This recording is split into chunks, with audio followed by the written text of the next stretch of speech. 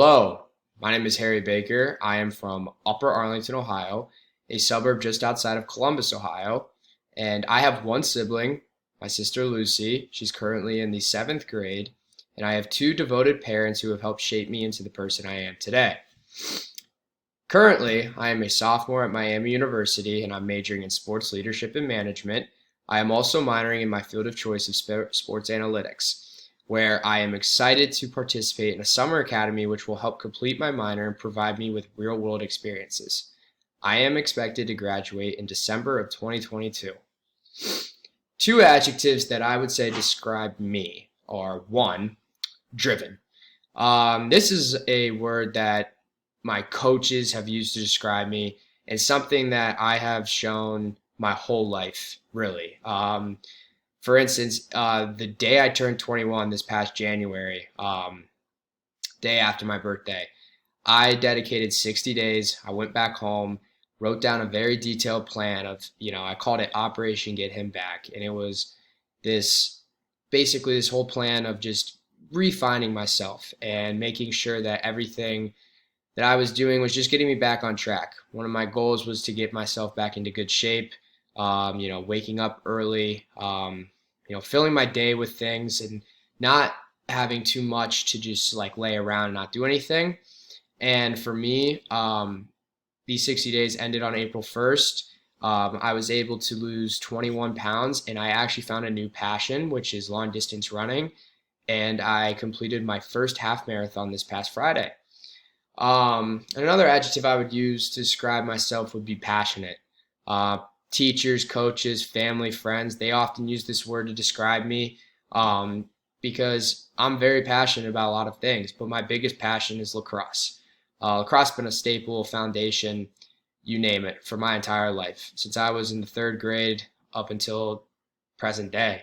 No matter the weather, the amount of work, the ups or downs, I continuously would work to get better at the sport. I would watch endless amounts of game. I would study my opponents and I would understand their strengths, their weaknesses, and just trying to just absorb and, get as much information as I could about the sport, which ended up leading me to this past year taking the head lacrosse coaching job for the Miami Club lacrosse team. Two strengths of mine. One is that I think it's very important and very applicable to the world today is that I'm an analytical and data-driven person. And I believe this is the way that the business world is going today. And I think that having this strength can help make the right strategic decisions for the future, as well as learning on what has happened in the past and trying to improve. Being able to understand the data and have an analytical mind helps make sense of issues, and letting the data lead is going to help make key decisions a lot clearer for an organization. And that's something that I'm very a firm believer in. I think that in today's world, we are all driven with data. Data is helping everything from, organizations and companies using tracking sensors on their employees to help improve how they can become more efficient, how they can delegate the tasks to certain teams, employees for this task, that task, anything to make the organization more efficient. It's all coming from data. And I think that that's a huge, huge asset to have in the business world. And then another strength of mine, which is I think my biggest one, is I'm a motivator. From as long as I can remember, literally going all the way back to youth, middle school, high school, I was always the guy to fire everyone up, lead by example in drills and sprints. And when I say that, I mean, I had this mindset that was, 110%. And it didn't matter what I was doing. I was always on that go mode where I had to, anything we were doing, I was going 110% and making sure that I was being the best example and leader that I could be to motivate the other individuals to, hey, maybe you should come and catch up with me, push me, because there was that times where I felt I had to do that in order to get the most out of the team.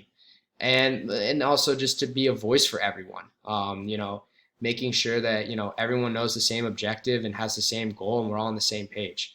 And, through all of this, my years in high school, it helped my junior and senior year make me be able to be the captain of my lacrosse team. And being the leader, being a captain for my lacrosse team my junior and senior year, I was at a young age, and I think that knowing that my strength is being a motivator, I think that being able to have that role, it helps strengthen it more. Because I had to be not just the voice for a group of 37 individuals, I had to be very much so a leader for this entire community within the lacrosse program. I meant spending my weekends, in the mornings, especially working with our K through 6, doing clinics, instructional drills. And it wasn't that I was just doing things, it wasn't what I was doing on the field that I needed to make sure I was okay with. It was what I was doing off the field, making sure I was leading by example in the community, making sure that everybody on the team was that same way. And making sure that everyone was on the same page is the most big thing and the most perfect. It's the bigger picture. I mean, we all wanted to win the state championship. So in order to have that, I knew when people would get tired, but we had to keep saying to each other, you know what? We can't be tired when it comes June 3rd. That was the day of the state championship. And so we would just, saying little things to just pick people up, even during the toughest of times or toughest of drills or sprints, conditioning, you name it. I think that being the motivator, having that skill and being the leader kind of helped develop my motivation. And having the motivation's extremely crucial in the world of business. I mean, it's going to help team members be engaged, and that's going to help then achieve results for our success and making sure that what we're doing is, everyone's on board, everyone wants to get the project done, they want to do it the right way. Two of my professional weaknesses, I have two that, I'm working on currently, and one of which is patience. I think a lot of people do struggle with it, but it's something that I've struggled with really my entire life. I become very irritable, when there's a lengthy assignment or if I'm not finishing the assignment fast enough, I tend to just become frustrated. And that's something that I think I've had my whole life. And it's because, maybe it's a little bit of the competitive aspect in me that hates, not doing a certain thing faster than other people. But I also have to realize that not everybody is made to be, not everyone's made to have the ability to do things at a certain pace as others. And it kind of ties into what my second weakness is. And that's just that I'm too critical on myself. I struggle severely with this perfectionist mindset that, you could say at the time in my young ages, I would say that that's not a bad thing to have. But the more I've done my research and learned, it actually is not the best thing to have, because when you're striving for perfection, it's, the littlest tweak or the littlest nick, it can really demotivate you. It can knock you off your pedestal. And what I have to realize is that it's not every single thing you're going to do in life you're going to get 100% correct. It's learning from the mistake and being able to take that feedback and take that mistake and never make it happen again. That's how you're going to be able to, achieve in the real world just a good set of, standard procedure practice. Being able to just be able to understand that it's okay, not trying to be complacent, but just being okay with, hey, look, you got the job done. They said you did a great job, but here's a few things. And being able to take the feedback and put it to real, put it the next time, pen to paper, it's a huge, huge aspect. I think that you just have to understand that you're not going to get everything right the first time.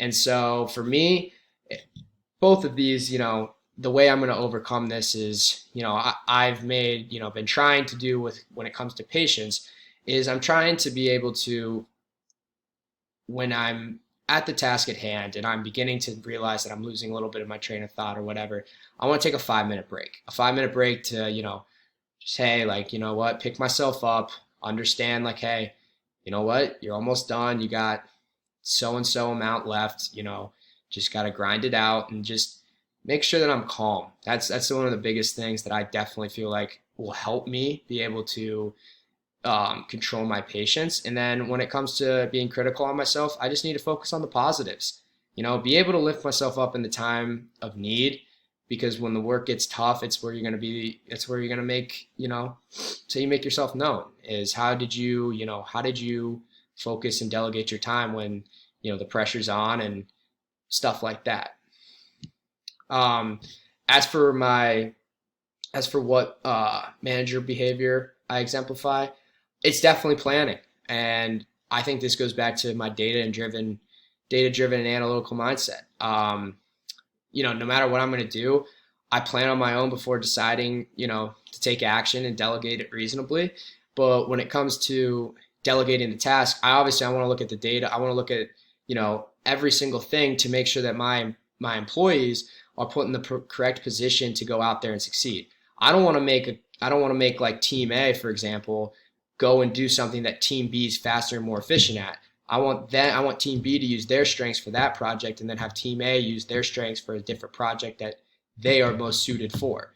And that for that, it's just going to help, it leads into, making sure that I choose the appropriate goal. And then, for those teams, it'll make them act effectively and quickly and more efficient. So, I mean, I think it's a win-win overall.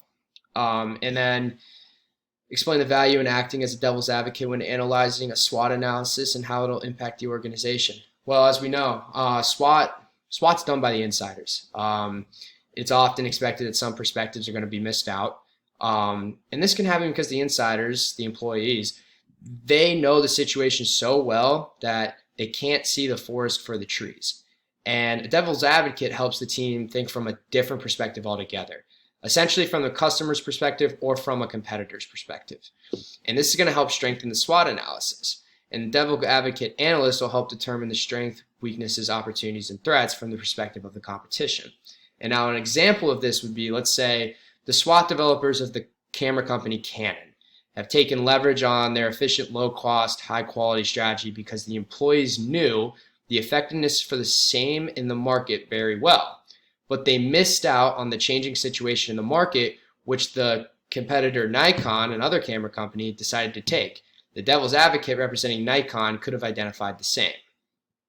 And among McClellan's need theories, what do I exemplify? Definitely among McClellan's needs theories, I exemplify the need for achievement. The reason I exemplify this the most is because I'm constantly, when given a job to do, I make sure the job's done and it's done 100% correctly. But for me, I don't care about the reward or benefits that come with completing a job.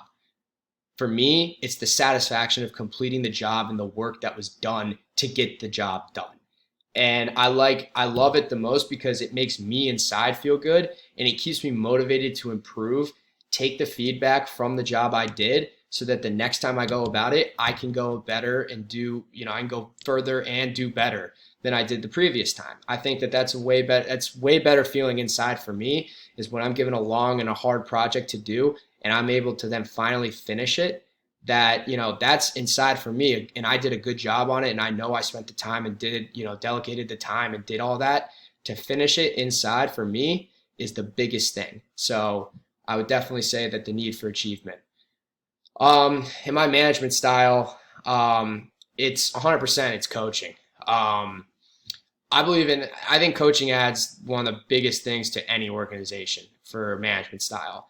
I think that when you have a coaching management style, you're willing to be a coach, but you're also willing to be a mentor and as well as a motivator for the employees. And I think that this will help them be more obligated to learn from their mistakes. They're going to work better together and they're going to enjoy working for the organization because they have someone who trusts them and believes in their ability to succeed, rather than say another manager who's throwing them tasks around and not telling them, hey, this is how you do this. It makes it demotivating for the employee, and they're not going to want to work for the organization as much as, say, if you had a coaching management style, you're going to be able to, coach them up and make sure that they're all on the same page so that they can make the task, they can be happy with their job, and they can get the task done correctly and more efficiently. And that's all I have.